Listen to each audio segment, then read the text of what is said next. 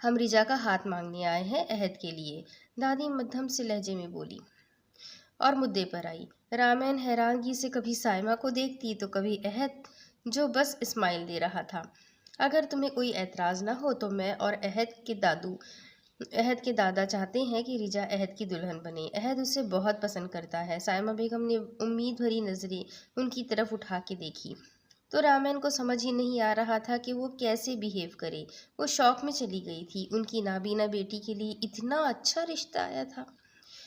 पर आप जानते हैं ना कि रिजा देख नहीं सकती, वो उसके बावजूद भी आप रिश्ता जोड़ना चाहते हैं? रामैन ने हिचकिचाते हुए कहा और अहद जो खामोश था दादी के बोलने से पहले बोल पड़ा। आंटी, मोहब्बत खामियां नहीं देखती और मैं रिजा को चाहता हूँ और मेरे लिए उसकी कोई कमी नहीं है और मुझे कोई फ़र्क नहीं